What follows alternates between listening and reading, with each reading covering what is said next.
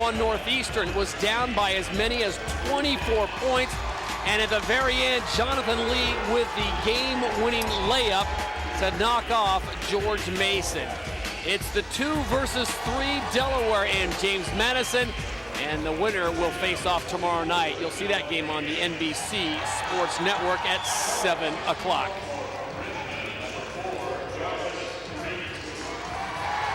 As we take a look at the starting lineups, first for the Dukes of James Madison, they come in with Devon Moore, Diouf, Davis, and Goins, but keep your eye on Andre Nation, just a freshman, but this young man, he'll step up and take a shot anytime one's needed. No problem about it. Without a doubt. He is very similar to Gianicic from George Mason, who we just saw. You're going to see a huge jump in his game from this year to next year. Ultra talented 6'5" wing, slasher, can knock it down, but what I like even more, he can defend as well. And the starting lineup for the Blue Hens of Delaware: Sadler, Anderson, Jamel Higgins, Carl Baptiste getting the start, and Jarvis Street. Now we highlight Jarvis Street because you look at Devon Sadler, leading scorer of the CAA, but a lot of what he gets is because of the abilities of Jarvis Street. Oh, Jarvis Street is a pure point guard. I love his moxie, love his style. He has an innate ability to get to the free throw line for someone his size. He also is the kind of guy that when this ball club gets going, he's the one initiating the passes to Jamel Higgins on the block or to Sadler coming off of wings. Delaware is designated as the higher seed, so they will be in the home whites. James Madison, their head coach, Matt Brady, in his 5th year, are the 3 seed. They're designated as the visiting squad. They'll be in their road purple. Monte Ross in his 7th year. He's a Philly native, graduate of Bodine High School, and he'll be doing his best job of coaching since he's been at Newark. So a very talented squad on both sides of the scoring table. Officials for the second semifinal game: Tim Nestor, Roger Ayers, and Les Jones. So a right to play Northeastern on the line and possibly a ticket to the tournament, and we are underway in Richmond.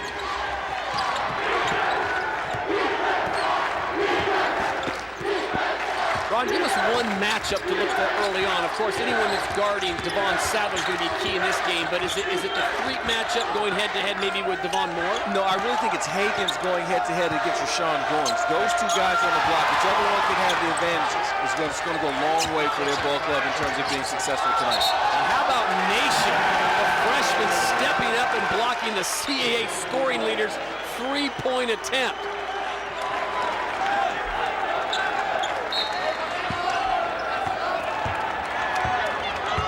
Two very athletic teams. We were talking about this prior to this game. You probably give the inside advantage to Delaware with Higgins and Baptiste, but the athletic ability of the Dukes on the outside is amazing. Oh, they're going to give, I think, Delaware a lot of problems, especially when they go really small. They'll put 4 guards on the floor around the small forward and just create havoc defensively. Sadler tries to come right back and answer after getting his first attempt at block. He comes up short.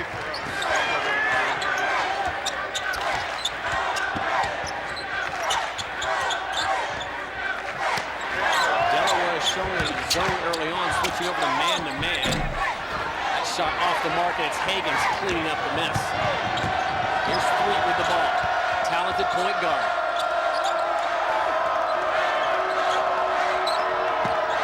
Higgins on a mismatch, and he throws this one away. A.J. Davis smartly throws it up, and he'll go to the line and shoot 2. When A.J. Davis gets the ball, he's got one thing in mind. In the half court, it's how can I get a shot up. In the open court, how quickly can I get to the rim? And that time, he caught it in open court, just exploded, took the bump. Now he's going to the free throw line. While we have a moment, let's bring in the 3rd member of our broadcast team. Here's Mike Corey. All right, Todd, thanks very much. Talked to Coach Brady in the locker room before the game and said how he's been very pleased with how his team's battled through injuries and adversity this year. It seems to kind of happen to them every other year. They're 2-0 against Delaware this year. He said, well, we've proved that we can beat them. Now we have to prove that we are better. If they can, they're going to be playing for a CAA championship. No question about it. And Mike, you know as well as Ron and I, this conference maybe from top to bottom, Ron, the most parity. Any team beats any team on any given night, no question about it. When this tournament started, we were in our production meeting and we're going over the matchups and trying to figure out who we think could end up in the championship game. And we came up with about 3 or 4 different combinations just because of the parity, as you touched on, in this league. Very, very quality ball in this conference. So Delaware and their head coach, Monte Ross, decided to go big to start this one. They bring in Carl Baptiste, 6'9" junior. He starts opposite Jamel Higgins, who goes 6'9" as well. Here's Baptiste, a big body down low. This is a mismatch. And Baptiste can't put it in, but he got a good look, and he got it deep in the post. Baptiste is solid. We're going to see some positive things from him, I think, throughout the course of this game. He's taken the place of Brinkley, who has a knee injury, who had a lion's share of those minutes. He stepped in. That's Baptiste, and done a really, really solid job when Brinkley went down with his injury. Moore gives way to Nation. Nation on the wing, driving across. Baptiste meets him there, and Nation just shrugs it off, goes on. Oh, my goodness sakes!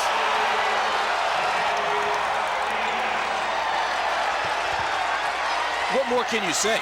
You got to put a body on him. He had 2 dunks like that in the last game yesterday from the guy guarding him, just not putting a body on him. A.J. Davis is in an excellent zone right now mentally the last 4 games. The 6'6" senior guard came from Roanoke to put this one down. Look to the right of your screen. All of a sudden, this body just comes flying out of nowhere, literally flying out of nowhere, and slams it home. Todd, I used to be able to jump like I was just going to say, I knew you were coming in. In my younger days, I had legs like that. Just how you dialed it up. I'm calling coach to confirm that. Look, I dreamed about doing plays like that all the time. Well, the bad news for Monte Ross is the first highlight comes by way of the Duke's A.J. Davis, and Jarvis Street, his sensational point guard, picks up his 2nd foul.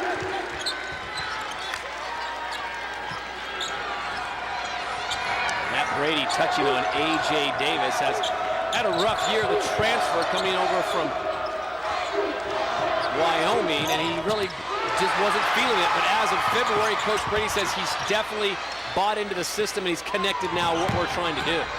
You've seen a little bit of James Madison's scramble defense and picked up full court as Rashawn Goins picked up the foul in transition, but their pressure with this small lineup with Goins as the center can give teams a lot of problems. No question about it. Goins, who goes out and fouls one of the better 3-point shooters in the CAA, Kyle Anderson, will go to the line shooting nearly 75%. He'll get 3. See what happens, and this is where the chess match takes place. JMU goes small.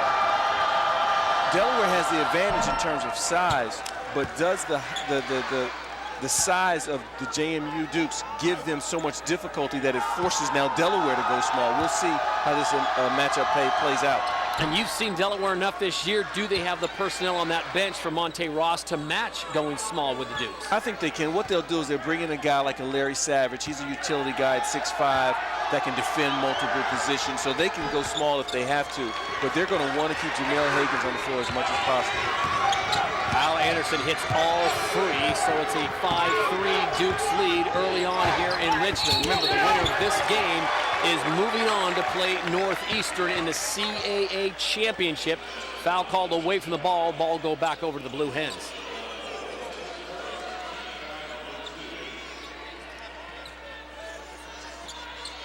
This full court press has really given Delaware some issues. The athletic ability and the way they fly around on defense. Sadler left wide open. Rims out.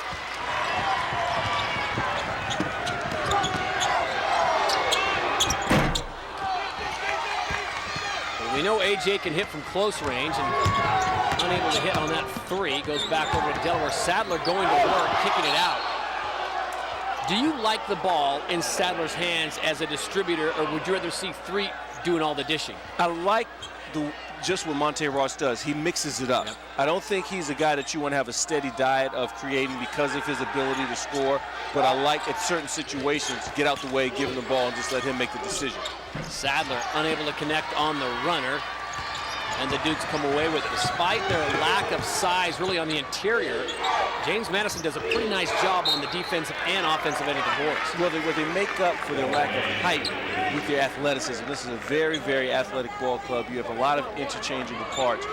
it'll be interesting to see if Delaware can take advantage on the defensive end, on the offensive end on post-ups. If Delaware can get Higgins posted up deep or get a guy like a Carl Baptiste posted up, because they don't have many options. You're going to see, though, JMU, if they start to feel that Delaware has the advantage, to go a little bit deeper in their bench and play guys like a Taylor Bessett. First substitutions of the game, and it is Taylor Bessett coming in for Matt Brady's Dukes. And, of course, across the way, Larry Savage stepping in as three with his 2 fouls, goes to the bench.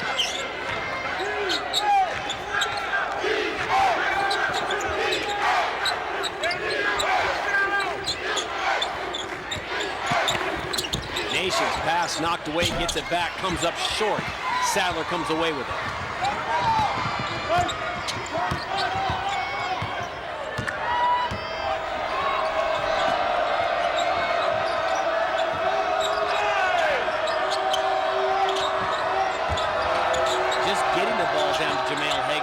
Difficult for the Blue Hens early on. You watch as he cuts through the lane. He gets 2 or 3 big bodies crashing and bumping him and chipping him as he goes in, and he's fouled on the drive. 15:45 to play in the first half, and one of the great highlights of the season coming by way of A.J. Davis.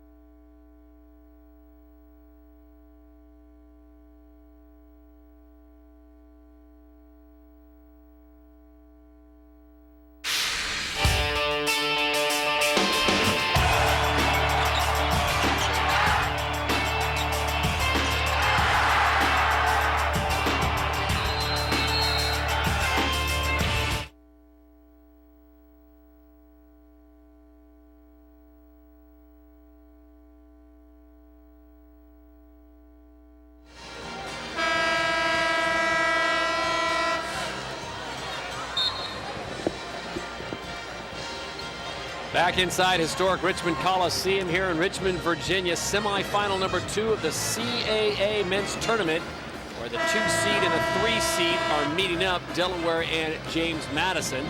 5-3 Dukes on top of the Blue Hens early on, alongside Ron Thompson, Mike Corey. I'm Todd Harris, glad to have you with us on a beautiful Sunday afternoon in the Commonwealth of Virginia. Anderson. That's why Goings fouled him on his first attempt. He knows exactly what he can do quickly. Nation and the Dukes come back, and Jamel Higgins, the conference defensive player of the year, makes sure that goes nowhere. Whoa, talk about meet me at the glass. Higgins was up really high on that one. Right after that last shot on the other end, Kyle Anderson got hit in the eye. He's getting ready to come out now. I think it's maybe a contact that's kind of shifted a little bit on him.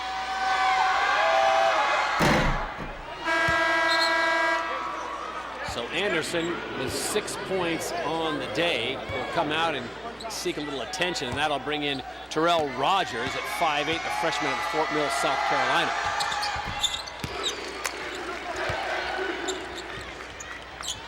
Madison staying with a full court press. Sadler gives it over quickly to Rogers, and talk about a young man who's got the G's. His father was quite a player back in the day. Oh, Shawnte Rogers, his dad out of GW from Baltimore. Excellent, excellent ball player.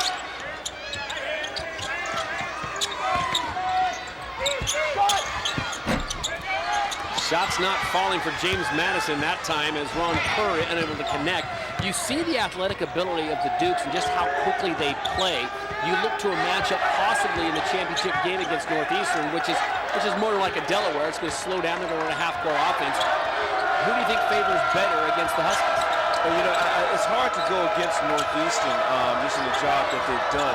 But I would say that a team like a Delaware, a team that has solid interior play from multiple guys, and then you throw in a Devon Sally, who's a huge tough guard. As our guy, A.J. Davis, comes down, nails another three. He's in a complete zone the last 4 games. 7 points on the day so far for A.J. Davis and a dunk, which I'm sure we will be showing you more of. But first, let's get a little replay of this three-pointer. Well, he's unconscious. When he comes down in transition, you can't continue to back up if you're Savage. If he's in the gym, he's in his range. So you got to pick him up right when he gets across half court. And you love to see a guy regroup. This guy was in the doghouse, was listless. I went to a few practices. Mentally, he just wasn't there early on. And he's come out of it and he's playing excellent basketball. Defensively recognizing that play, and Sadler does a great job of making sure Nation's shot goes nowhere. Sadler had the numbers, probably should have pulled up there. It's back and forth. Here comes Moore. He'll pull up for the 15-footer. Off the mark. Baptiste rips away the rebound. And this time, Monte Ross gets the attention of the star. Devon Sadler says, let's slow this one down.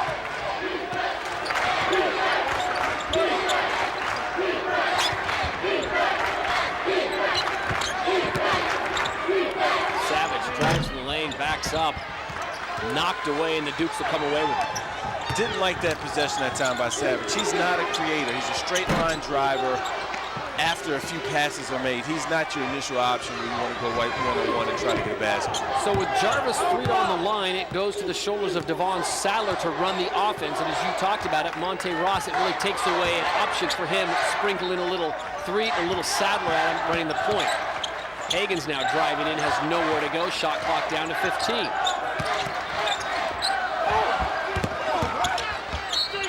Sadler just can't seem to get on track. Well, he's going to have to make the adjustment. The officials are letting him play just a bit. When he's driving in there, they're not going to just give him those little ticky-tack fouls. He's got to be strong and possibly get fakes at the end of his dribble. Right here, gets into the pocket. There is some contact. He wants to start to try to use his ball fakes because the officials aren't going to bail him out on that. So Jarvis Street with 2 fouls checks into the game. And how about this? Hagan says, I saw your dunk, A.J. Davis. Excellent rip-through drive that time by Higgins. And for JMU, you have to have weak side help. Someone that needed to rotate over and give Bessick some help.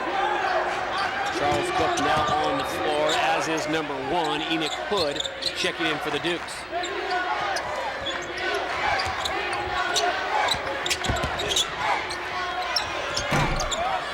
Spinning move, nothing there. Sadler comes away with it. He wants to run. Gets the contact, and they're going to call the charge.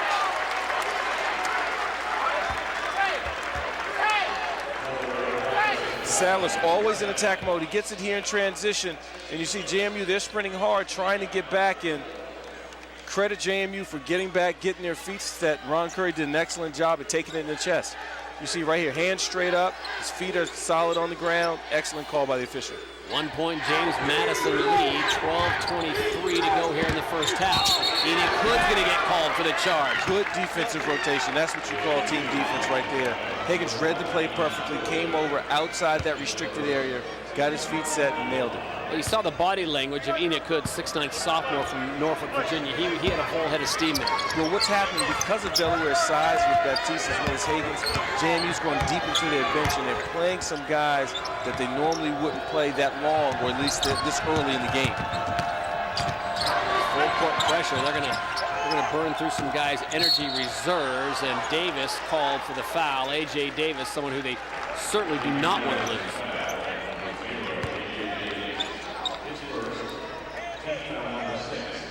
Brady imploring his squad to settle down. We got plenty of time. Davis just picking up his first. Sadler, however, the leading scorer in the CAA, 0 for 6 from the field, but he does have 6 rebounds. Anderson driving with 6 points. He's knocked to the ground.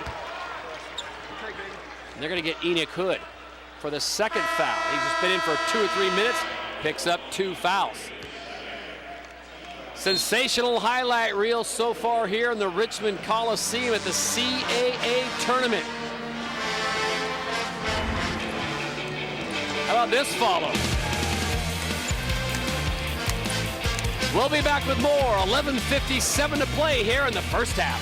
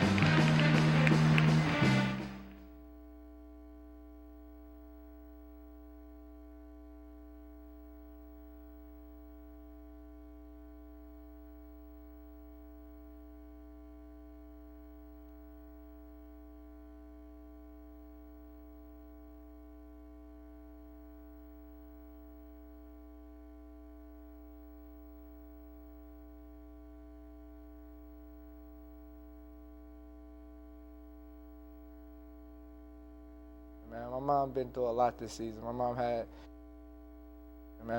been through a lot this season. My mom had, brain cancer. So I've been going back and forth to Columbus to Virginia, and just to see her push through everything every day, it's amazing. I don't think I could do it. She smiles every day when she may take between 25 and 30 pills and be back and forth in the hospital. So, I mean, to see what she does every day and still have a smile and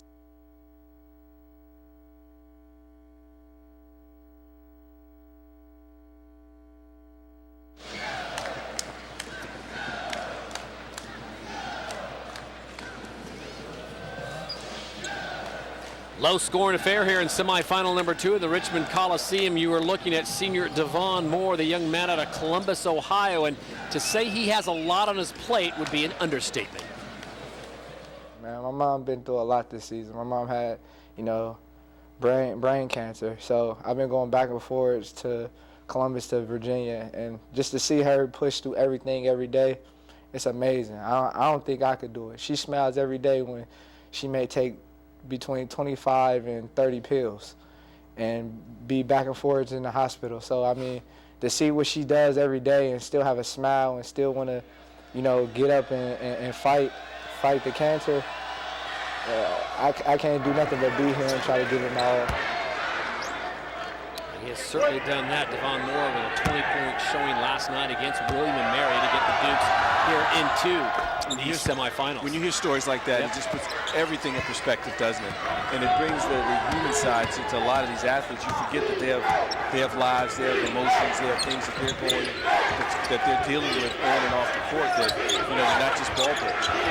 Student athletes in a whole world of very serious problems on the outside right now for Devon Moore. Of course, we certainly think of his mom and wishing the best for her.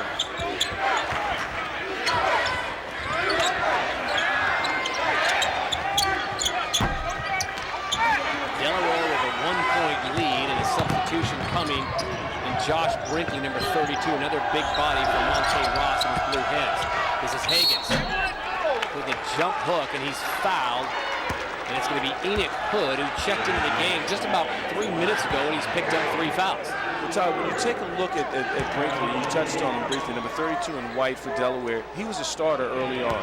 He sprained his knee 4 games ago, and he hasn't been able to get back into the flow of where he once was, and that's why Baptistas had to come in and fill a void. But he was a huge, huge part of what Monte Ross did with this ball club during the season.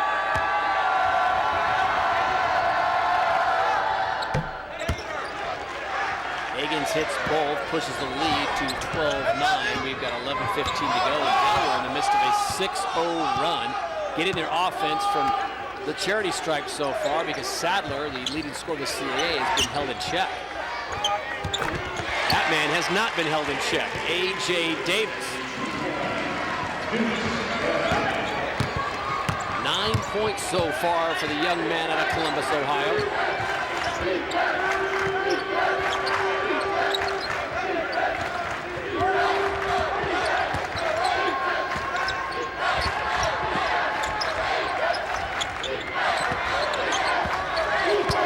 Hagan's going right at Enoch Hood. Gets double teamed that time. He has to dish it away. It's going to stay with the Blue Hens. When Higgins gets double teamed right there on the post, he has to look opposite. He did an excellent job yesterday at when he got double teamed at finding the open man. Today he has to go back to the mindset that he had yesterday against William & Mary and try to find the open man. Reed checking back into the game. And a shot clock violation, and that time, you know, Enoch Hood has picked up 3 quick fouls, but he stayed with 3. And if he had backed off, he'd given an open 3, and he didn't. And the shot clock violation. Todd, take a look at Higgins right here on the post. The double team comes. When that double team comes, you see right at the top of your screen, you see Anderson wide open. He has to get in his mind, have to make a quick post move. If not, look opposite and find my shooters. So despite 9 turnovers, the Blue Hens have the lead. As the pace has settled down greatly, JMU came out flying. Dunks, everything going their way, and now they've gone a little bit cold now that they've dropped into a more slow-down conventional half-court offense. Reed driving, gets the double team, gets it up on the glass, but can't get the fall, but Higgins comes away with it. Brinkley underneath. Knee looked pretty good there. Well, he strained, though. You know, he almost brought the whole house down because he couldn't quite get up high enough, but hopefully that'll get his confidence going. You know, you hate to see a guy who's had a really, really solid career get injured right at the end of the season when it's crunch time, when you know inside his heart he really wants to contribute even more. A much different looking Dukes team over the last 4 or 5 minutes, and Moore changes that. Devon Moore goes right to the rack.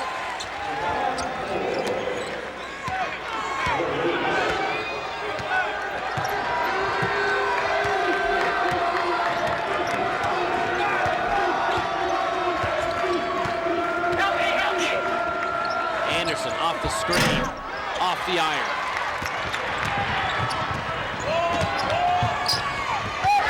Cook from the corner. And that's a 2-pointer. His foot was on the line.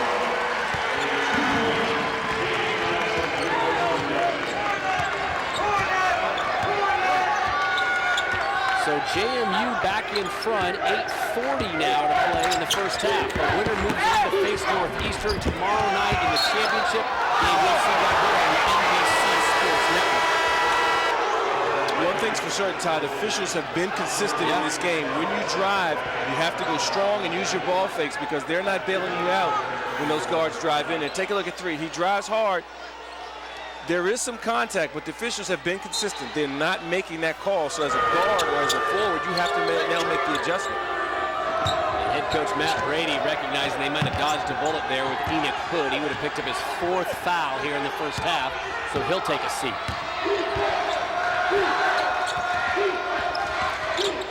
Sadler, shot blocked, and they're going to call the foul on Taylor Bessick.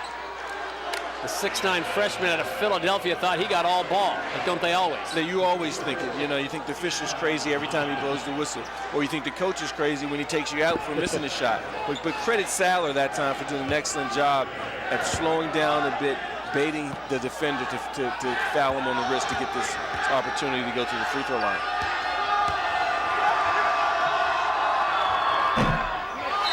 Sadler just cannot find his offensive mojo here in the first half. And I think you have to give a lot of credit to JMU. When they go small and they scramble all over the place defensively, they've taken Delaware out of the normal flow in terms of the natural progression when they come up the floor and get into their offensive sets. Devon Sadler getting his first point, 0 for 6 from the field, 1 for 2 from the line. All even at 15 now.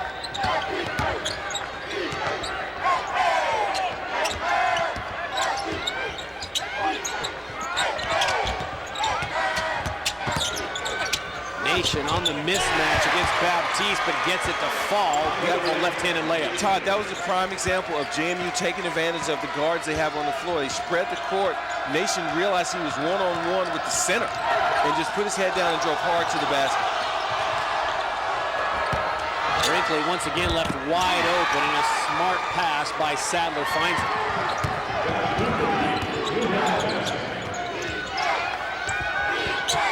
Curry for three. Baptiste can't get it to go, and the rebound, and he's fouled on the backside. Andre Nation finds himself cutting across the lane, cutting left, cutting right, lays it up and in. We've got ourselves a tie ball game.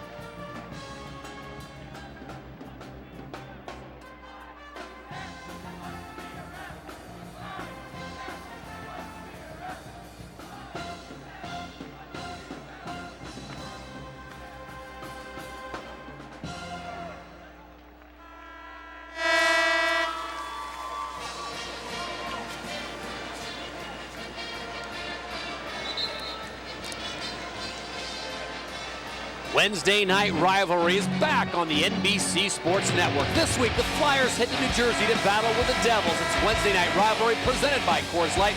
Coverage begins at 6:30 Eastern on the NBC Sports Network.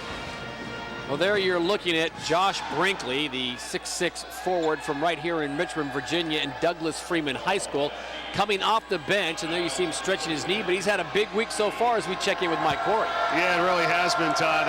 Friday night after the CAA banquet here in Richmond at the Marriott, Josh proposed to his girlfriend Chelsea Lawrence, and she accepted. He is engaged now to a senior volleyball player from Delaware, Chelsea Lawrence, and of course his whole family, as you said, here from the Richmond area. Homecoming for him on his Facebook page this week. He said, "I'm coming home. This is the end of the road for me in Delaware. I'm going to make it count.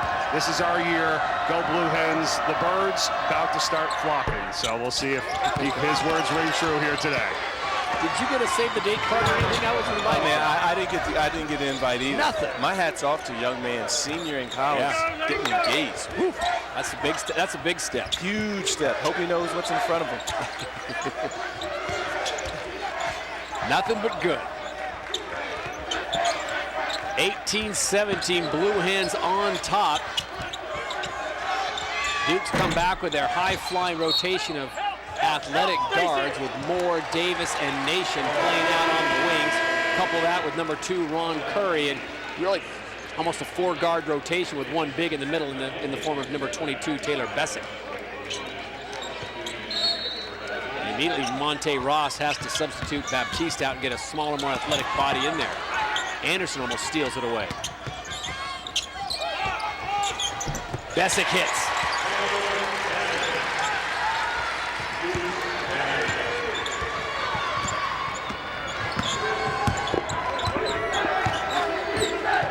from today, it'll be Selection Sunday.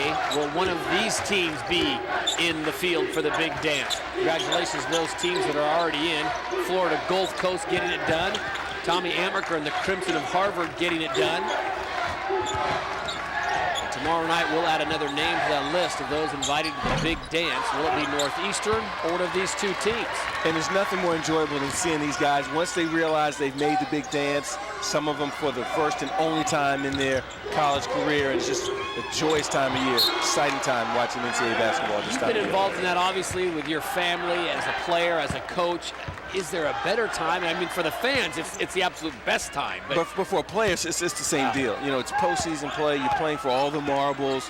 You know, you get the most media attention. You get the most national attention. You know, you go to college to put yourself in a situation to try and win it all. And it's just an exciting, exciting time. And when we're talking about the big dance, Anderson kicks it down to Brinkley, the newly engaged Brinkley, and Hagans gets tied up in the air. He's called for a travel. So did you see me get hit in the chops? As a former coach at Division I level and a player, obviously, did you like staying close to home in your friendly confines, or was it kind of nice to maybe see another part of the country and play in a new arena? Well, honestly, it didn't really matter, you know, because the teams you're playing are so tough, so competitive. You know, you would ideally, I guess, want to stay somewhat close to home, so it would make it easier for fans. But once the adrenaline gets going and you get yourself going, you really don't, you start to block everything out. It's just, you're in the moment. So you were just excited to be there, and you just wanted to be as prepared as you could. There were a lot of sleepless nights, a lot of sleepless nights. You know, it's joyous on one angle in terms of getting there, but you know it's going to be about a month to 2.5 weeks of nonstop sleep and nonstop work. No question about it. This kicks off. A lot of sleepless nights will be next Saturday. Selection Sunday coming up, and we'll see who makes the field. JMU. A beautiful three on the wing. Once again, Ron Curry finding the stroke. Great job by Mason. JMU, they're sprinting the floor really hard, getting terrific spacing, and they're letting Devon Moore just make the decision of which guy to throw to and which mismatch to take advantage of. So amazing about it is the way Devon Moore does it and the speed he does it at, the decision making as Brinkley gets the newly engaged bounce. 6 points for Josh Brinkley coming off the bench. 22-20 as we approach 4:20 to play in the first half. Northeastern already into the championship game tomorrow night.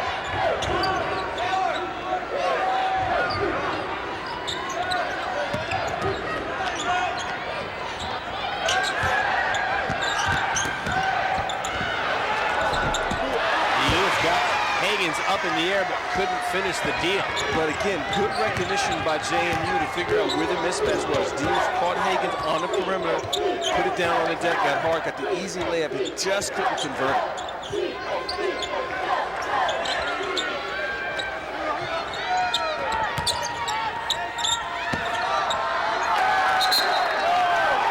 Sadler, too much dribbling. He even thought it was off of him.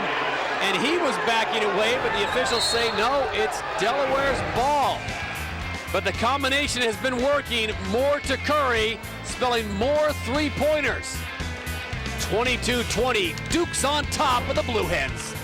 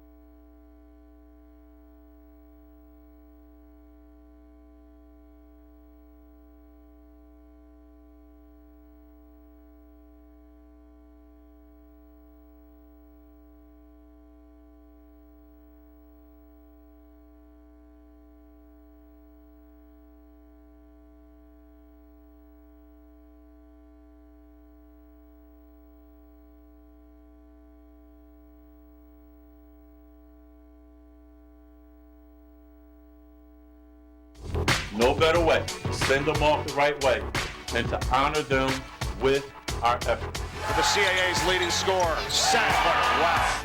No look pass to Higgins. Bonds for three. Not going to happen. Delaware wins it on Senior Day.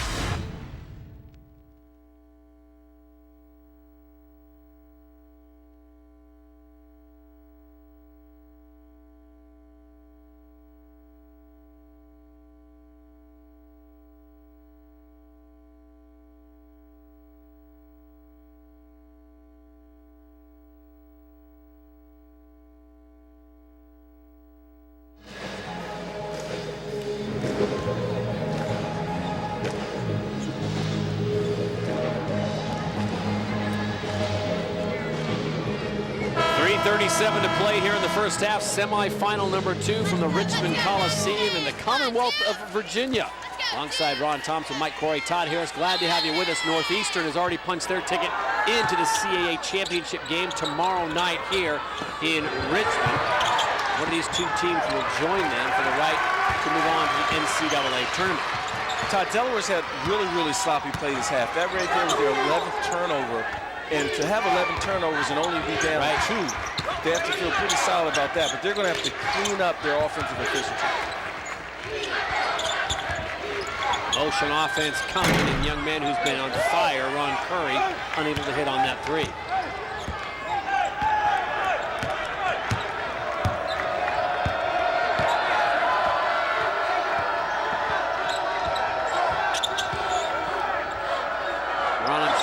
Playing days at Georgetown or coaching at Ball State, Oregon State, wherever have you, you've probably seen a lot of very young athletic teams as Anderson hits one. How do you counteract the smaller, I don't say the faster players when you have bigger kids? So usually you try to get the ball to half court and then go inside. And that's why you see Brinkley with a lot of success. Also, you can't try to match their speed, you know, if you don't have it. They just have to slow down, protect the ball, and get back as you see more drive to the basket and finish. Devon Moore with a beautiful drive, switches off to his left hand and gets it to drop, and playing inspired ball, as he told you earlier in this half. His mother Carol at home battling brain cancer, and we wish her nothing but the best, and her son is doing his job tonight for the Dukes. Savage, that's a two-pointer off the rim. Nation with the rebound.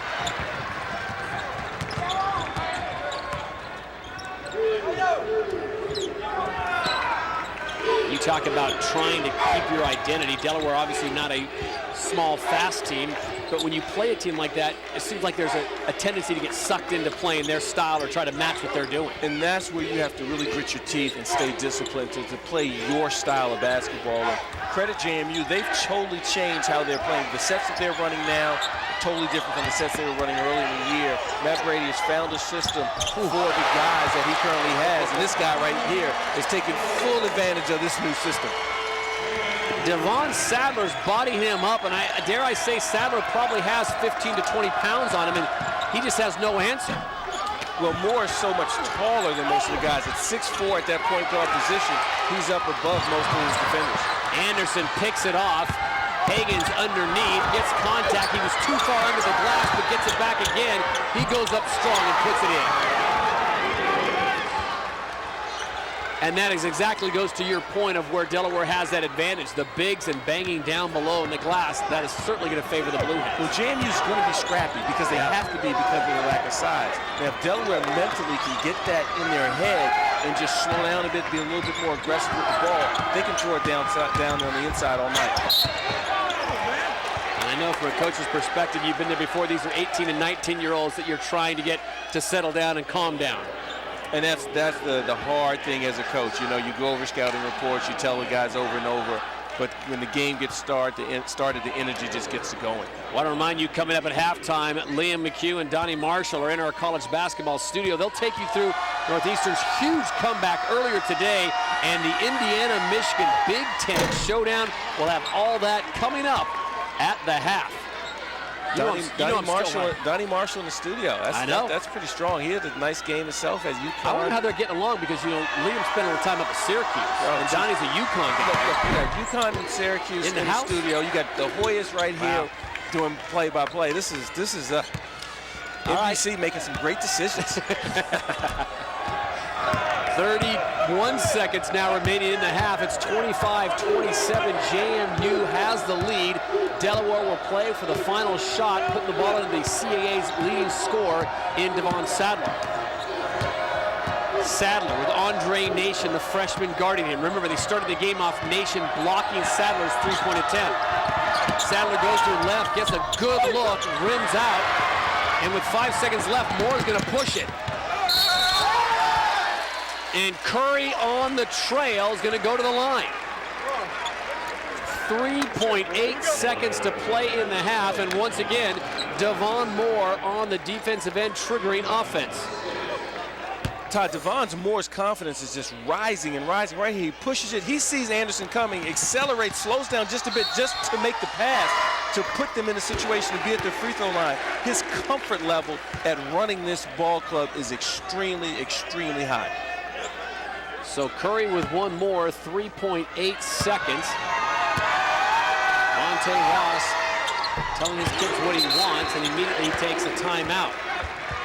Can't be happy with that change. They had the ball, only down by 2 with a chance to tie it at the half, and now they find themselves down by 4 with 3.8 seconds. All right, I know you love drawing stuff up in the sand.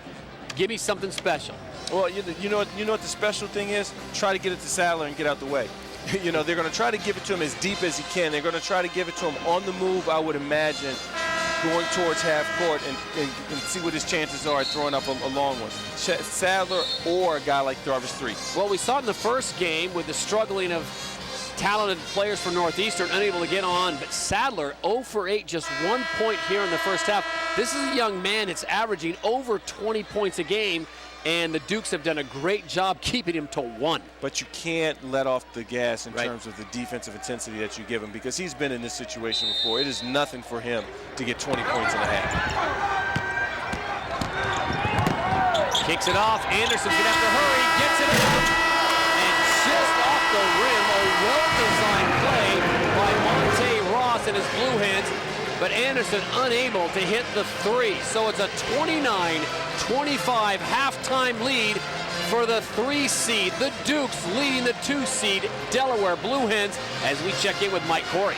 All right, thanks very much, Todd. Coach, first half, low-scoring affair. You've held Devon Sadler to 1 point for Delaware. Talk about how your defense has done in this first half. Well, I thought our defense was fine. I thought we had some turnovers that led to a couple of their baskets there, especially in the last 4 or 5 minutes of the half. Our defensive Sadler was good. He's a great player. Hard to contain him for like that for 2 halves. So we're going to have to make sure that we hold everybody else kind of in harm's way. The other guy that we defended pretty well was Jarvis 3, who's a terrific player. Balanced effort by you guys. What has to happen in the second half for you to come away with a win? Well, we got to take better care of the basketball. And then when we get out, when we get defensive rebounds, we got to try and push in transition. And then we got to keep guarding their ball screens and keep guarding those guards on the perimeter because they are so talented. Coach, appreciate it. Good luck in the second half. Thank you. Todd? Thank you, Mike. 29-25, James Madison on top of Delaware. Right now, we send you to our college basketball halftime studio.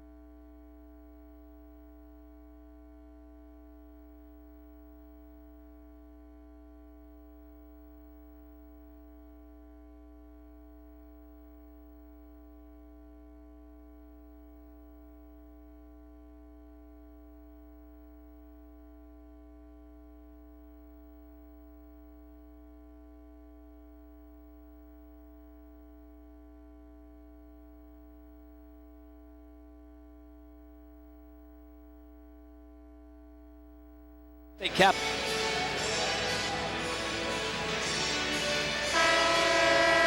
Welcome back to historic Richmond, Virginia, the Commonwealth, home for the CAA basketball tournament here on a beautiful Sunday afternoon as we take a look at our first half stats with the Dukes leading 29-25. Todd, if you're Monte Ross, during that halftime segment, you talk to your guys about this category right here. That's far too much.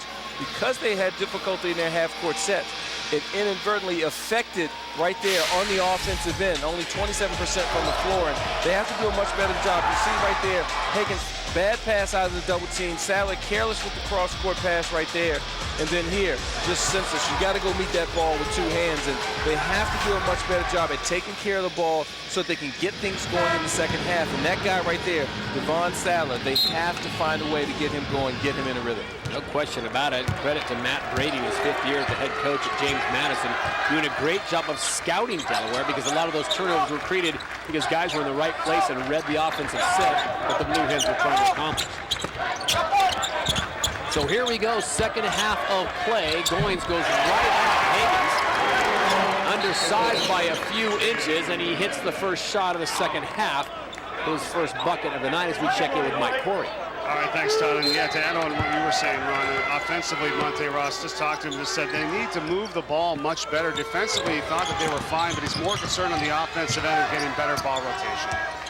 And that's going to help. Thank you, Mike, as Jarvis Threed has checked into the game. Remember, he was saddled with 2 quick fouls early in the game, and that really changed things, putting the point guard responsibilities on the shoulder of Devon Sadler. If I'm JMU, I go right back inside to Rashawn Goins. The last possession, yes, that's what they're doing now. They're clearing everyone out. He just measured Higgins the last possession and shot over him. Goins and the leading defensive player in the CAA, Defensive Player of the Year, in Jamel Higgins, and easier said than done, as JMU nursing a 6-point lead, largest of the game.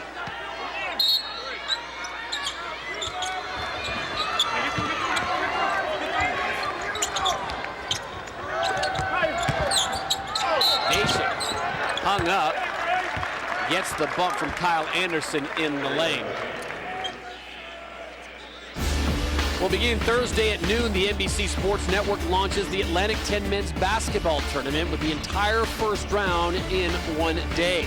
Barclays Center in Brooklyn, New York. Coverage begins Thursday at noon right here on the NBC Sports Network. Office productivity is probably going to be an all-time low coming up this weekend with Selection Sunday. We talked in the first half about when you were playing at Georgetown and then in your career as a coach, what it was like to travel. But I imagine in your days playing at Georgetown with your dad, when that crew came to any part of the country, it was kind of like the show has come to town. It really was, you know, just in terms of the energy you got going through the airports, or once you got to your hotel, the amount of people that were there, and the reception wasn't always good, you know, because we were the team that you loved to hate, but either way, you know, that time of year, the energy was just so electric. And how about your brother John Thompson III doing a heck of a job? Huge win yesterday over Syracuse. So proud of the job he's done this year. They started the Big East season ranked around, picked to be finished 6th or 7th. I think this is one of his best coaching jobs he's done since he's been at Georgetown. They get a share of the Big East title alongside Marquette, and won't lament the changes that are coming because of TV money and football restructuring, but it's sad to see that Big East. I think my calendar was always the Big East tournament in Madison Square Garden. That was appointment TV viewing you had to see. Well, you know, times change, you know, and a lot of people are going up. I can't believe you're breaking up the Big East, but you know, in this day and time with television, with the internet, I think kids just want to play quality ball against quality opponents and get seen, and they're going to have that opportunity, and the competition is still going to be extremely high. CAA has one bid on the line, and we'll decide that tomorrow night, 7 o'clock here on the NBC Sports Network. Will it be Northeastern or one of these teams that are marching their way into the madness? It'll be interesting, but so much parity in the CAA this year, and got to give credit to so many talented coaches like Matt Brady and Monte Ross and Coach Cohen, and we just saw earlier his squad down 24 points, and they come back to get the 2-point win over George Mason and Paul Hewitt.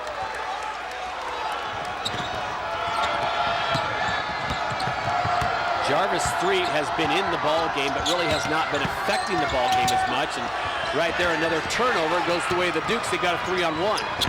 Send it up!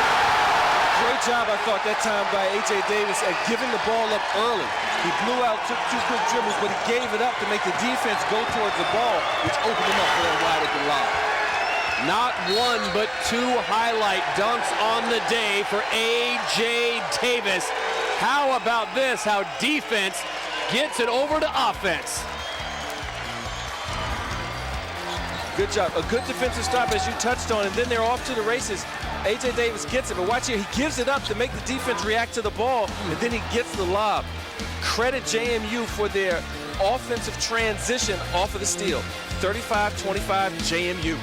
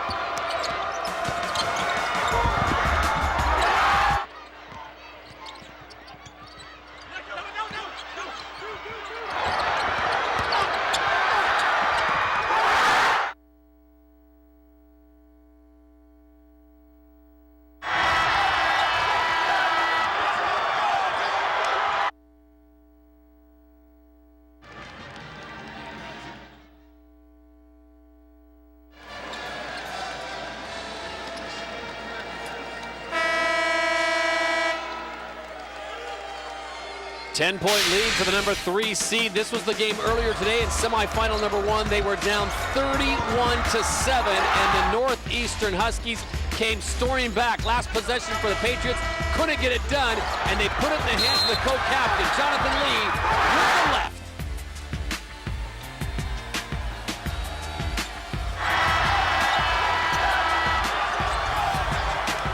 So Northeastern is into the championship game tomorrow night. We've got ourselves a 10-point lead here for JMU on top of Delaware. And Delaware just has not been able to basically impose their will and their big men on the smaller but much more athletic James Madison Dukes. I think you got to give an awful lot of credit to the job Matt Brady has done at late in the season reconstructing this ball club within the group of guys that he's had. He's changed the style of play. He's gone small.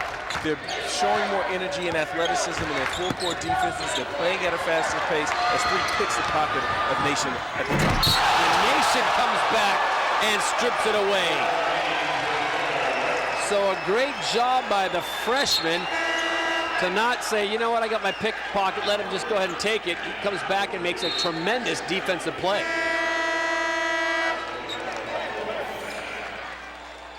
Watch this. As a coach, you always want to know, you know you're going to make mistakes, but you want to know how you react from those mistakes. And credit Nation, as you touched on, and getting up off the floor, sprinting his tail back and getting the block.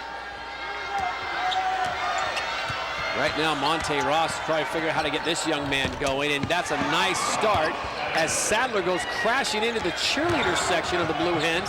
So it's numbers for the Dukes.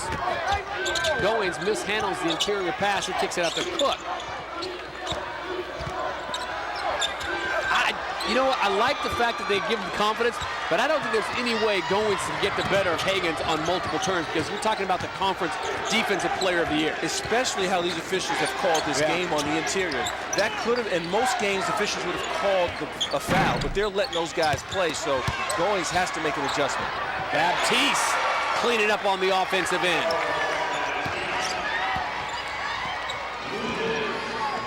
Down to a 6-point lead. See the respect that Moore gets. He started driving on the right-hand side, and 3 jerseys quickly converged on him. 15-23 to play in this ball game, and the Dukes of JMU have a 6-point lead.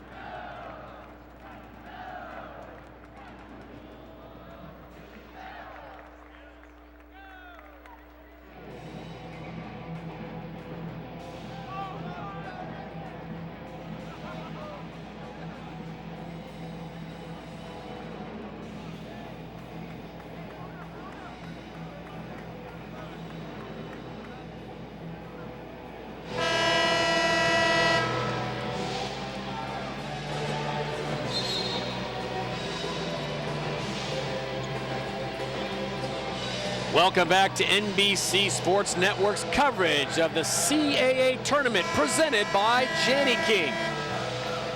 On a beautiful day here in the Commonwealth, the capital city of Richmond, we've got ourselves a good one, 35-29, JMU on top of Delaware as we check in with Mike Corey. All right, Todd, thanks very much. Every coach had something to say in that last huddle for Delaware, just a variety of different things. Just saying that they needed energy the entire time. They feel like they're starting to get back into it. Offensive rebounding a big key, among other things, for them in that last timeout. All right, thank you very much. Coming up on 15 minutes to play in this low-scoring affair. JMU pushing the pace, and Delaware just unable to get themselves in an offensive rhythm. 3 with the rebound. As you pointed out, Ron, they're letting them play. Wow. Hagans with his second big dunk of the game. Now, like you, if I was Delaware, I'd go back to Hagans again and again. You were saying go back to Goins again and again.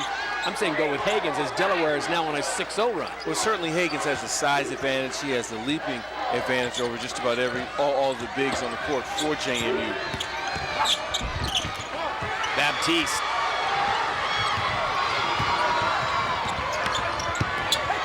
Sadler looking. Remember, he is the leading scorer in the conference now, just with 3 points. Turns, fires off the mark.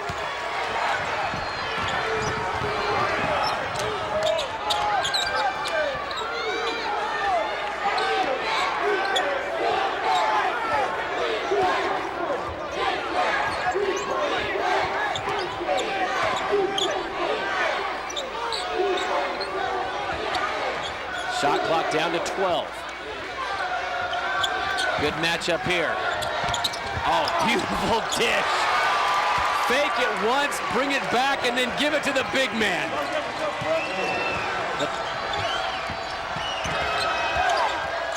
Highlights continue to come from the Dukes. Devon Moore with a beautiful assist. Lead back up to 6.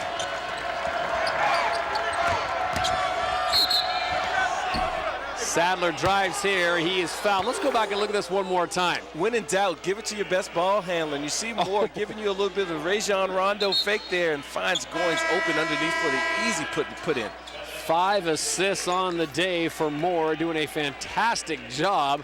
A little bit of Houdiniism right there, as they call it, trickery. Had everyone fooled. Anderson, don't want to leave him too wide open. Rims out, Baptiste with a follow. And I was at a practice recently at Newark, Delaware, and the coaches were telling Baptiste, just dunk those. Don't worry about putting it back softly. Big man can get up. Just dunk those home. He's one of those guys that I think is better offensively than he gives his own self-credit. You know, overthinks it? Exactly, overthinks it. Sometimes passes up shots that he should take. He's really skilled down there on the block, has a nice right-hand jump hook. That time, he was just quicker off the floor and a little bit larger and stronger than the JMU Dukes. 8 rebounds on the day for Baptiste, the junior from Pittstown, New Jersey, a transfer from St. Joseph. He'll be back next year for Monte Ross.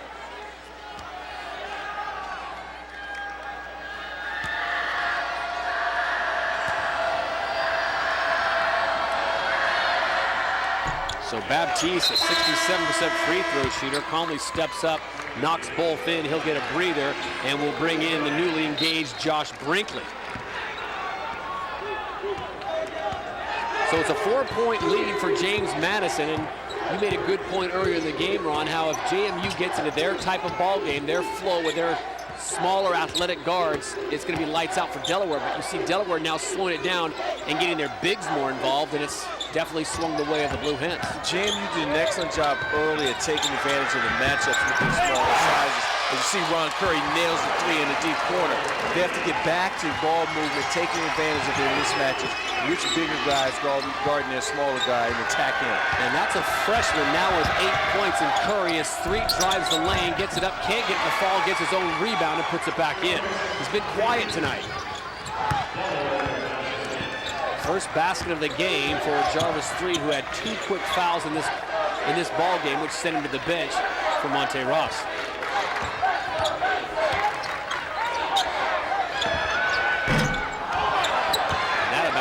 Down the house with the folks wearing purple.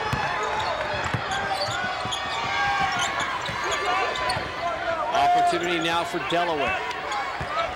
Cut the lead down to 2 or 3. Big power move by Higgins, Jamel Higgins. Quick spin that time by Higgins. He realizes he had the smaller A.J. Davis on him. When he caught it, just dropped baseline and exploded. So the lead now down to 3, 11:50 to play in this ball game. The winner of this game plays tomorrow night at 7 o'clock here on the NBC Sports Network for the CAA title. They're going to get a goaltend. Count the basket. The chess match continues. And Ron Curry, the freshman from Pennsauken, New Jersey, has been lethal from outside. 42-37 Dukes.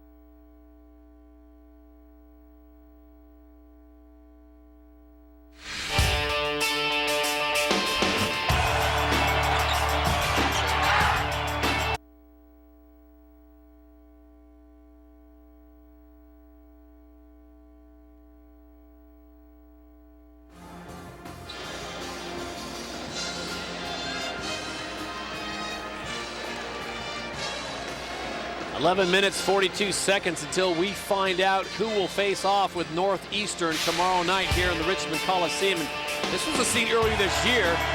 Looked like Delaware had a victory, but with just about a second left in the game, beautiful inbounds pass, and Mr. Nation puts it home for the come-from-behind victory as JMU went into Newark and stole that victory away from Monte Ross and the Blue Hens.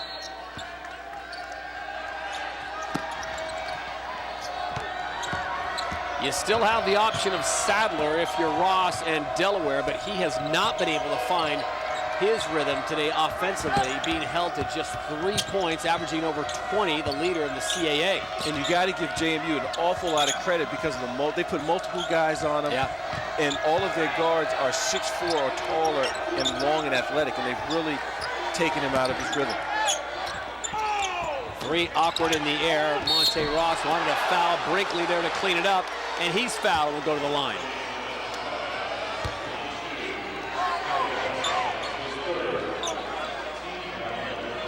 And I think you bring up a good point, knowing how good Devon Sadler is, the young man out of Aberdeen, Maryland.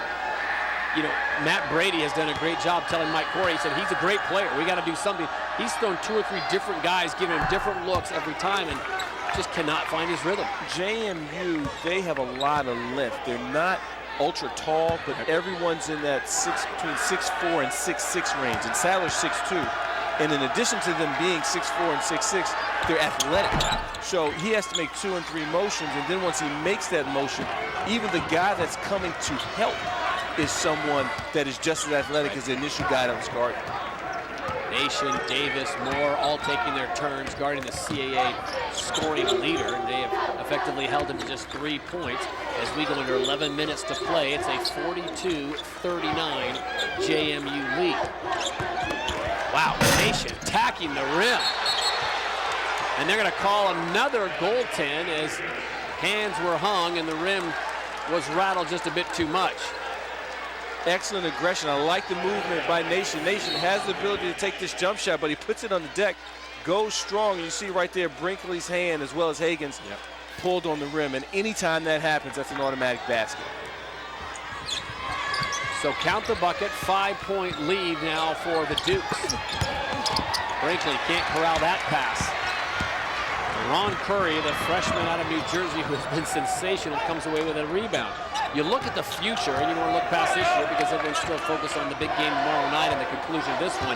But things are going to be pretty good in Harrisonburg and James Madison for Matt Brady and his crew coming back next year. Well, if they can stay healthy, they have some freshmen that have logged tremendous minutes this year that's going to put them in a great situation in terms of being prepared for the rigors of this league next year.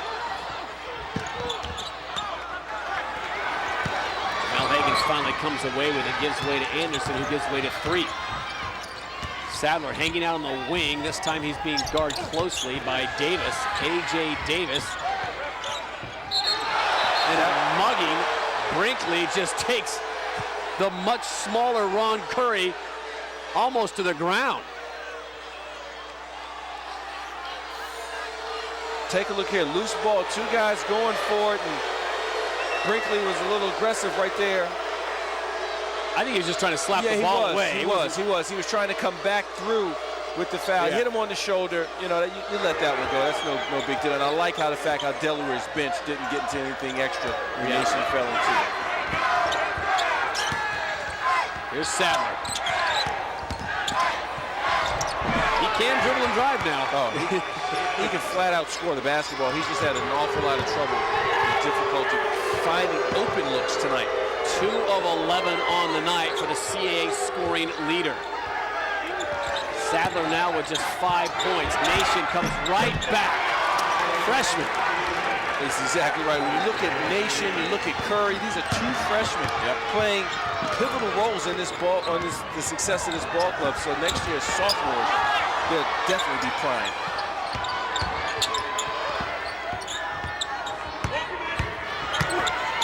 Brinkley, power move to the middle, up. Can't get it to fall, but he will go to the line. And the fans from JMU letting Brinkley know about it.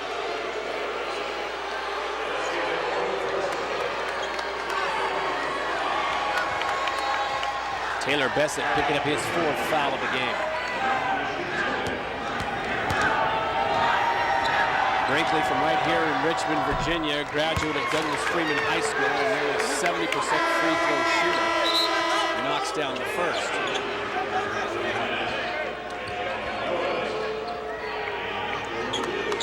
Bessick will have to come out. Goins comes in. Normally a good amount of points come from Monte Ross's bench, but tonight it's Brinkley carrying the load. He's the only bench player to score points. He's got 9 so far, 3 with a huge offensive rebound and a putback. That was big. That was a huge, great job that time by 3 and not conceding the rebound, going after it. And now you see Delaware, it's a new ball game. Delaware's only down 2. They have to stay solid, not get caught up in the emotional part of the game. Let Monte Ross work the officials and the guys on the floor just play. You know, if you were in the arena and you weren't looking at the scoreboard, you would think JMU's got this game clearly ahead. And you look at the scoreboard, it's a 2-point game. Delaware kind of playing ugly. Best scorer can't get a basket. That man can.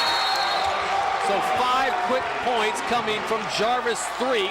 And just like that, it is Delaware on top of JMU 47-46. Come on back to Richmond for the final 8-18.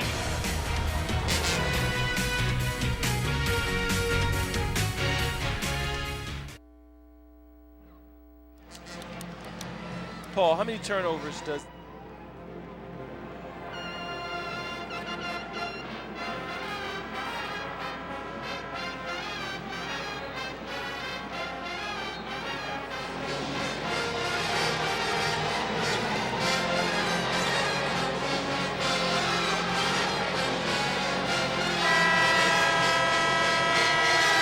Monte Ross in his 7th year in Newark, Delaware, the head man for the Blue Hens, trying to work some magic on a terrible shooting night for his star, Devon Sadler. He has turned to other avenues, and Jarvis Threet, the sophomore out of right here in Richmond, Virginia, a graduate of Highland Springs High School, has provided that offensive lift, picking up 5 points in the last 30 seconds. When you have good guard play, especially late in the season, you're going to always have yourself a chance. Sadler's been struggling, but what have they done? They've gone to 3, and 3's bailed them out.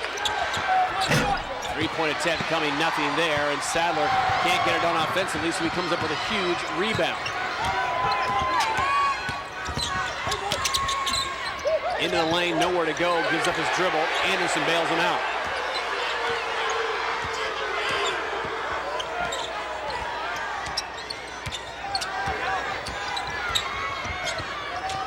Threet feeling it, should have let it go. Nation blocks it clean. Baptiste comes away with it. Threet will go right back after it, drives the lane and puts it in. Scores mentality for Jarvis Threet. 9 points for the young man from right here in Richmond, all of them coming in the second half. Remember, he got 2 quick fouls in the first 3 minutes of this ball game. Nation can't get it to fall, and now the Dukes can't buy a basket. Timeout on the court. Delaware has pushed their lead back up to 3 by way of the shooting of Jarvis Threet, staying with it and dropping 2 on the Dukes.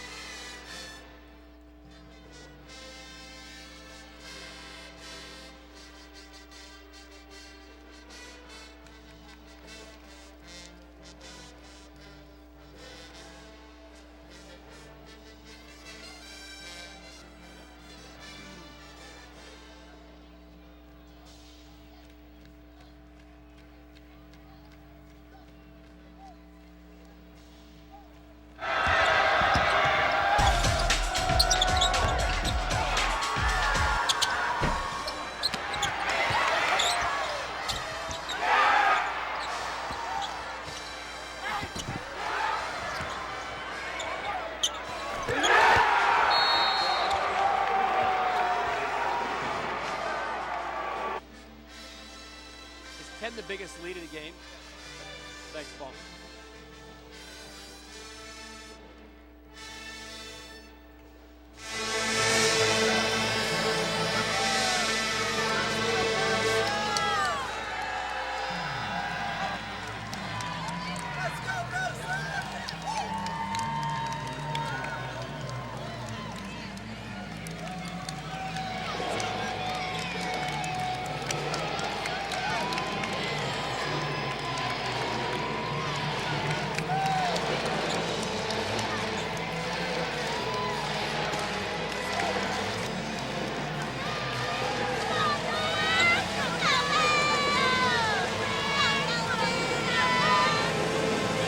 In the midst of an 8-0 run, they have a 3-point lead, and much of that coming by way of a local product in Jarvis 3. Todd, sometimes you need your guys just to make plays, and Threed is doing it. You see right here, he stays with his own shot, gets the offensive rebound right here, goes after the missed free throw, takes it back in for 2, and then comes down, pump fake, drives strong. He knows he's going to get hit, but he doesn't complain. He takes the hit anyway, and right there, he's landing 3 as well. As a coach, you draw up plays, you search. Delaware has struggled in their half-court, all-court offense. You can't draw up the things that Threed is doing here in the second half. He's just making solid basketball plays. Sadler unable to get his offense going, so Threed has certainly picked it up. Hagens with a big rebound, puts it back in. So the Blue Hens are flying high now as they have found some offense, not in the form of Devon Sadler, the CAA leading scorer, but the contributing members of that offensive squad, the starters, Threed, Anderson, Brinkley, Hagens.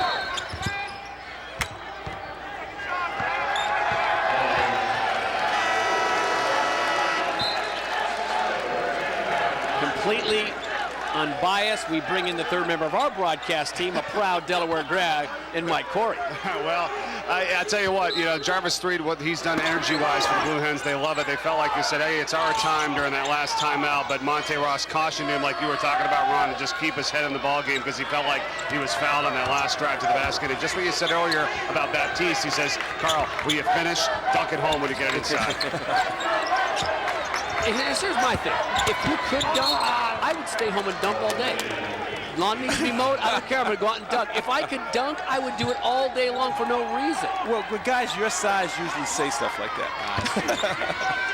I've always got Spud Webb believing. But early in this game, we were trying to say, we were looking at, Delaware, they weren't in a flow, things weren't going well, and we were trying to figure out what was going on. Their last 7 games have been decided by 2 points or less. So they've been accustomed to playing these ugly basketball games and finding a way to come out victorious. You said ugly, not me. Hagens, 12 points, 10 rebounds, 2 blocks, a complete game for him so far. Young man out of Roanoke, Virginia. We talked about the product and the quality of basketball players that come out of the Virginia area. Just amazing.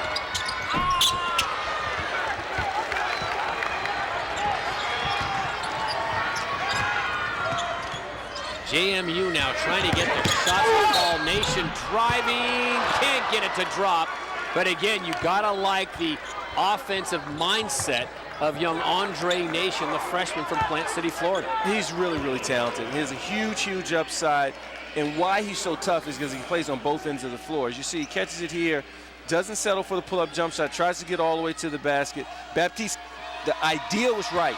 He came over, but he was moving just a little bit to his right, and the officials caught it. I always wonder how, and you can answer this from a former coach perspective in the NCAA, how a kid from Florida makes it all the way up to interior Virginia. He's passing over a lot of good schools that just didn't see it, Alan, or just thought, not our program. Well, it's all about relationships. It's all about relationships. It's all about people you know. And also what happens a lot of times are former players at one university, they have relationships at other places, and that's how Nation came to JMU. He had a close relationship to a former player, and he's here. Intentional and the basket. Threed did not want to allow A.J. Davis another highlight dunk, so he grabs him from behind. Watch this.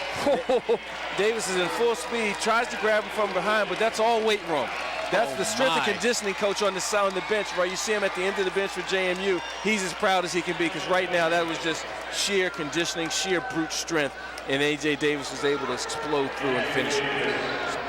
He's already had 2 explosive dunks on the day, and Threet, whether it was wise or not, commits the foul, the intentional. So Threet now with 4 fouls with 5:07 to play, and he has been the offensive catalyst. So Monte Ross can ill afford to lose him, as A.J. Davis, a 68% free throw shooter, misses on the first.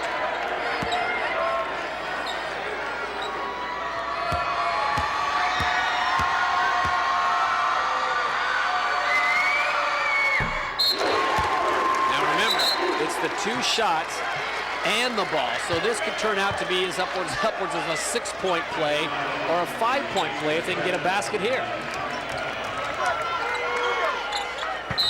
All tied up at 51.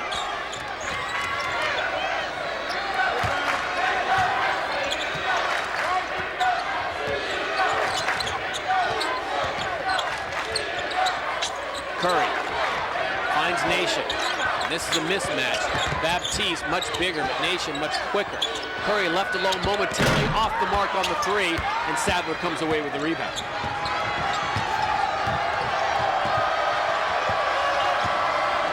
Well, if you're Monte Ross and the Delaware Blue Hen fan, you'd love to see Devon Sadler warm up over these last 4.5 minutes. And he's really capable. You know, he struggled the entire game. You can't go away from him. He's the one that has gotten you to this point in the season.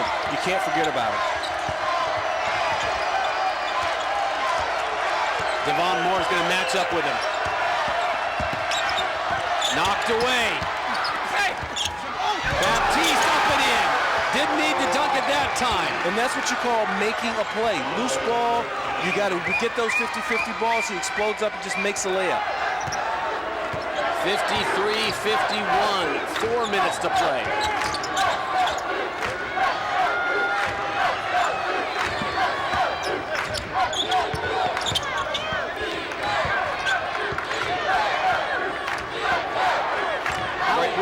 I'm sorry, Ron, how well do you think James Madison can play in this slow-down half-court set as it comes down to crunch time? Well, block. And that may get Sadler going. Go ahead. Good job. With JMU, the reason they've slowed down just a bit, they're trying to figure out where the mismatches are. What big is guarding their guard? Jump ball situation. The arrow points the way of the Hens. Carl Baptiste, the transfer from St. Joe's. Right man, right place, right finish from Monte Ross. 55-51, Blue Hens on top of the Dukes.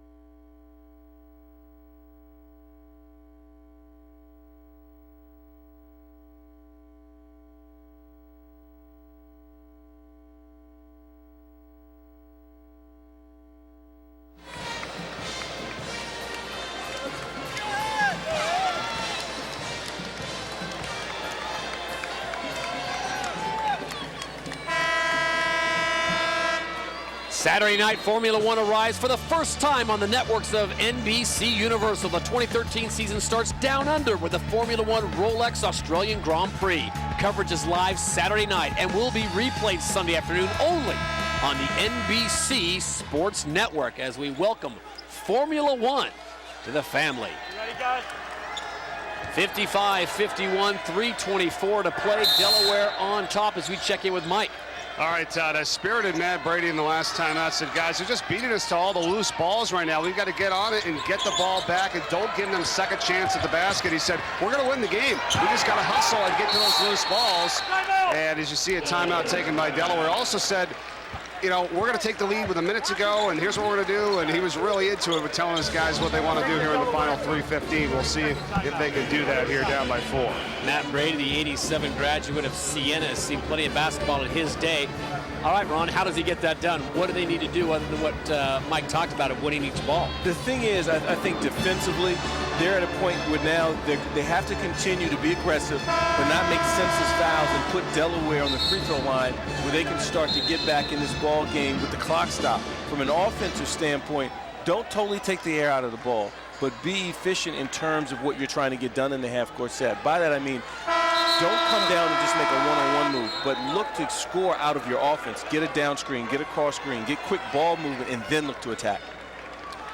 And then the next big question is, who would be your first option for going to on offense? I put the ball in Devon Moore's hands and let him make that decision. Either it's going to be on him or he's going to be the one to penetrate and kick to a guy like Davis or even Ron Curry, who's hit some big shots.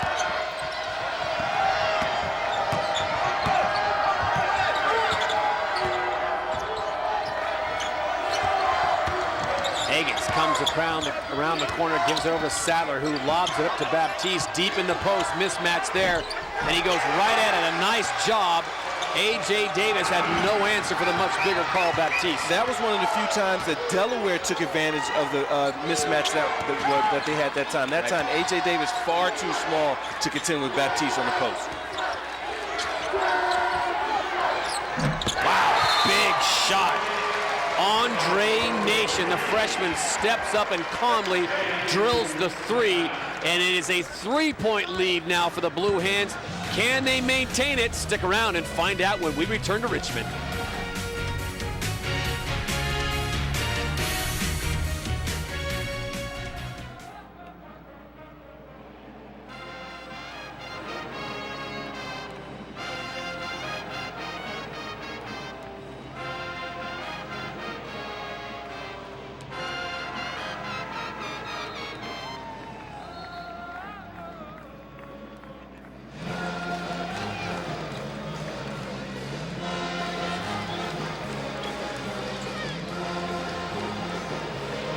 In 2:37, we should have our second finalist.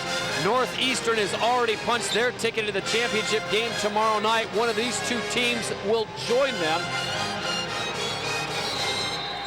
And here's Delaware once again. The chess match begins right here. We see the mismatch. Davis on Baptiste. He's far too small. Baptiste goes right to the jump hook. So Delaware breaks the full court press of the Dukes. And they'll slow it down a little bit and look for a very high quality, high percentage shot. Higgins comes across, wanted to give it to Sadler, but he was guarded too closely by Nation. This is 3, trying to get free, trips over the leg of Moore, and there's Sadler wide open with a shot clock at 6.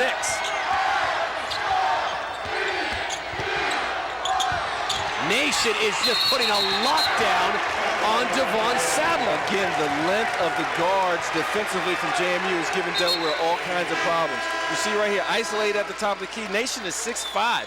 Sadler's 6'2". Measures him, gets the block. Shot clock violation. That is freshman on junior crime right there, and that is the second time the freshman has blocked the shot of the CAA's leading scorer. Under 2 minutes to play now. Still a 3-point lead for the Blue Hens. No need to panic now for the Dukes. Get a quality shot. Levon Moore directing traffic, sending everyone to his right. Shot clock now at 10.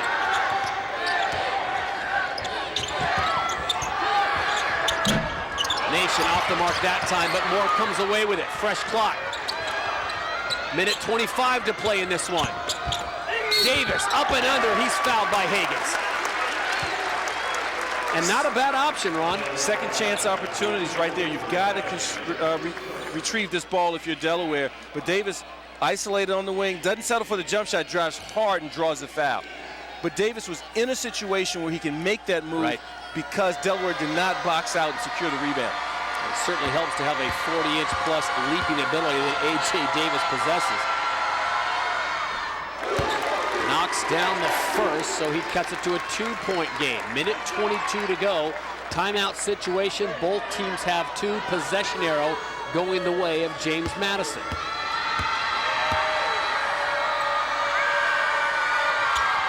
Hits a ball. So they sub out Davis, bring in Diouf for defensive purposes. It's a 1-point game. Put the ball in the hands of Threet. Full court pressure. Gives way to Anderson. They're going to have to hurry getting around the timeline. Kicks it across, and there's Anderson ready to retrieve. Normal situations, I think Kyle Anderson pulls the trigger on that 3, but now with just about a minute 2 to go, Delaware's going to get a high percentage shot here.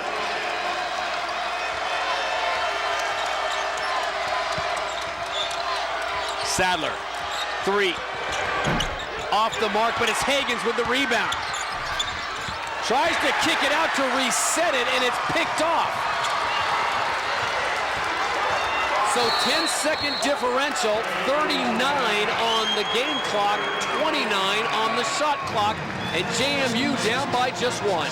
That time I thought Higgins was in a situation when he got the ball, just take a power dribble and explode back. You see Threet misses the jump shot. He's right there. Take a power dribble and come back into play and explode. Use your jumping ability right here. Look, if he takes a power dribble back, just one strong dribble back, JMU would have certainly fouled him. And he was in a tough situation for the big man because he was well underneath the backboard. Couldn't throw a pass with much of an arc on it, but great job by Matt Brady's Dukes for picking that one off. And now they put themselves in a position to take the lead. 39.5 seconds. Delaware, 2 timeouts. JMU now just down to 1.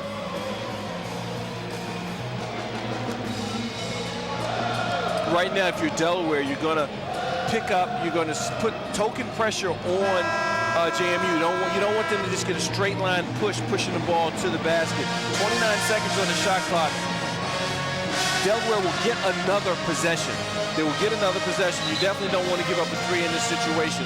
If you're JMU, you're going to look to go early. You're not going to let this shot clock wind down. You're going to go for the first solid shot you can get without being in a heated rush. Look for Devon Moore to get the ball, high ball screen, and put a shooter like Nation or Davis in the corner. Team foul situation identical at 5, and this really is, Ron, as you put it out, win or go home, because as much parity and quality as there is in the CAA, I don't see the NCAA selection committee taking 2 teams out of the CAA. So they get 1. So you've got to win this tournament if you want to go to the big dance. Exactly. There's been no team in this conference that did what Bruiser Flint did last year, and they didn't take an at-large bid team last year. So right now you have to win it to get into the NCAA tournament, I sincerely believe. Bruiser Flint, the head coach at Drexel, they were knocked out yesterday in the quarterfinals. So here we go, shot clock, game clock, 10-second differential. They put the ball in the hands of Curry. Not for long. Not for long, exactly. Devon Moore now will take over. Double team coming. Nation driving hard to the basket. Baptiste blocks it away. Huge defensive stand, and give credit to Carl Baptiste for holding his ground and making a great play. You know, Baptiste did an excellent job at jumping straight up in the air. The verticality rule was in effect right here. Look here, his arms are straight up. Nation just puts the ball right in his hands. And credit the officials for staying consistent. Yeah. They have not been bailing players out on these drives to the basket. Not a shooting situation, so Kyle Anderson will inbound. And they've had problems getting it there, and he's got to burn a timeout. Luckily, Delaware has 2. They're now down to 1. So each team 1 timeout. And you think, well, Nation maybe not the best shot. I thought maybe he would take an outside jumper, but they're only down by 1. Even if they yield a basket, they're still in a position to tie it with a 3. Exactly. That same motion, the isolation move, the drive to the basket, he'd had success early in the game, so they went back to it. I would have loved to have seen a guy like A.J. Davis get his hands on the ball, because he's a guy that once he makes his move, he's so athletic. When he pulls up for his jump shot, no one's there, or if he drives to the basket, he's so explosive. Look for JMU now to foul early. When the ball gets inbound, they're not going to let Delaware just run out the clock. They're trying to pick out who the poor free throw shooters are. Right now, Baptiste, he's one of the poorest ones at 67%. Sure. But the primary ball handlers are going to be Sadler, Anderson, as well as 3 handling this ball coming down the stretch. 13.3 seconds to go in the game. Each team with 1 timeout left. Anderson triggers the inbound play. It's knocked out of bounds. Great job by Nation. Yeah, Threed has to be careful because Nation has nothing to lose but being overly aggressive going for the ball. If he gets it, great. If the officials call a foul, they just set up their defense. 12.7 seconds. And 3 is fouled, but no, he steps out of bounds. And that's a prime example. You have to be strong with the ball. Diouf was overly aggressive. This was right in front of us. You see it right here. There is a little bit of a push, but not enough to just totally bail out on the play. And Threed has to be stronger with the ball in that situation.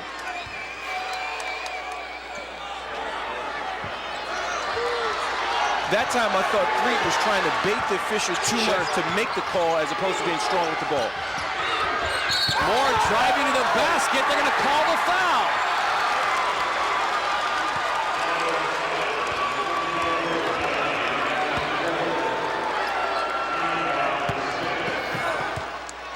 Take a look here. You see Moore driving hard to the basket. The help comes, and from our angle, it looked like Hagen's got all ball, but the officials were right there on top of it, and they thought otherwise.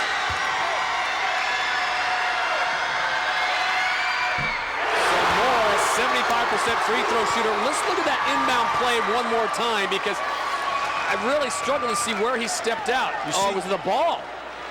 Is he saying the ball bounced on the line? They called out of bounds. Yes, they called out of bounds on the ball. Devon Moore hits the second.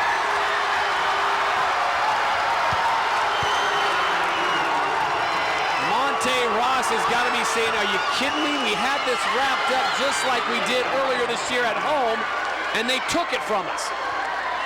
So the Dukes with a 1-point lead, 3.7 seconds. JMU takes a timeout. With all that Devon Moore has been through this year, dealing with his mom and the cancer, he said, look, I approach every day like it's my last, seeing the strength that she's exuded all year. He walked up to that free throw line, absolutely nailed it. Well, Kathy, you have raised a good one in Devon Moore. He has been a warrior, Carol, he has been a warrior tonight. 58-57, 3.7 seconds remain. Delaware still has that 1 timeout.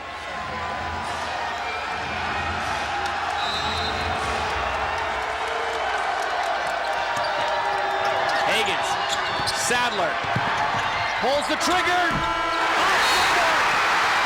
The Dukes are moving on.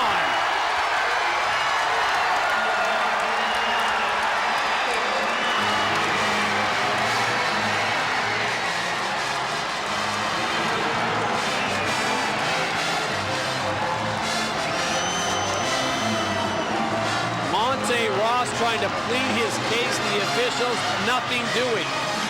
JMU comes from behind to get the win over the 2-seed Delaware Blue Hens. When you talk about a hard fought game both ways, credit JMU though for staying with it, using their small lineup, and Devon Moore. What more can you say about that young man? Yesterday, controlled the whole game. Today, did the exact same thing. Wow. It doesn't get much closer than that. A 58-57 win for James Madison. following up with our first semifinal where Northeastern comes from behind 24 points down.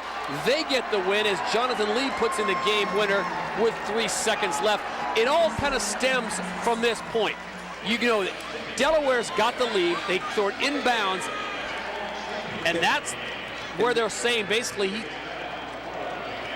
the officials are saying that the ball hit the end line. At first we thought it was a foul that he was calling, but instead he said the ball hit the end line. He was right there on top of it. He was strong, aggressive with the call. And then the very next possession, you see Moore drives hard to the basket. It looks from this angle that Hagans gets all ball, but the officials are on another angle. They say he fouls him on the arm. Then Moore goes to the free throw line calmly, coolly, nails both of them. My new hero, Carroll's son, Devon, steps up and knocks them both home, and those prove to be the game winners as we sit down to Mike Corey. All right, thanks very much, Todd, here with Coach Brady. Congratulations. How did you guys pull this one out? You know, we'll have to go back and look at the film. Like, I'm not exactly sure.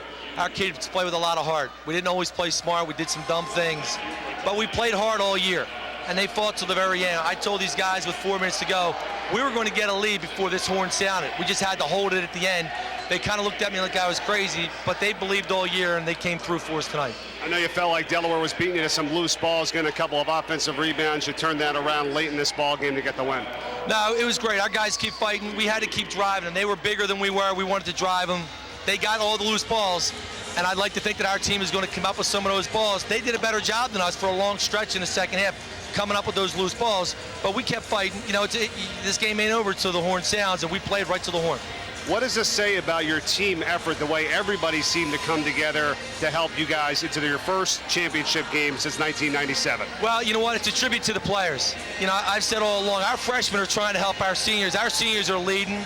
It's taken them a long time here to learn how to lead. I've got a great one here in Devon.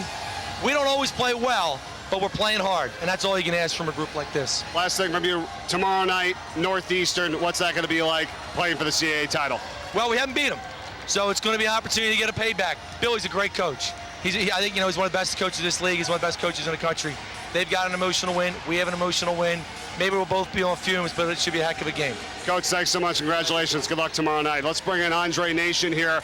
And JMU Nation, you get it done for these guys. Take us through the final stages of this ball game and what you and your teammates were saying to each other as you tried to get the lead back and eventually win it. We were just trying to stay together, man. Like, I mean, they had to put a big on me, so we just tried to attack. I mean, my senior point guard trusted me to get the winning bucket. Unfortunately, I didn't get it, but he came back and made a good play, and he got 2 free throws and we won the game. What was Delaware's defense doing to you guys early on, and then how did you overcome some of the things in the second half to get the win? I think we just took, like, quick shots. I don't think their defense really did anything to us. I think we just took a lot of quick shots in the shot clock. I mean, once we settled down, we got to the cup, we got baskets, so that's how it went. At what point during this season, through all the things that you guys go through, injuries, adversity, did maybe there was a time where you came together and said, guys, we can get this done. We are one of the best teams in this league? Oh, man. We've been saying that since day one. Like, it wasn't a point in time. We knew since day one that we were good. Even through injuries, we knew we could play for each other. Unfortunately, we didn't get Andre Seminoff back, so that hurt us. But we knew what we had, man. We won, man. I can't say nothing else, man. We just won. Congratulations. Good luck tomorrow night. Andre Nation. Let's bring in Devon Moore. Wow. I'll tell you what, I don't know if you could explain the emotions, you know, what's happening right now. Obviously, with your mother being ill, you going back and forth to Columbus, you coming here.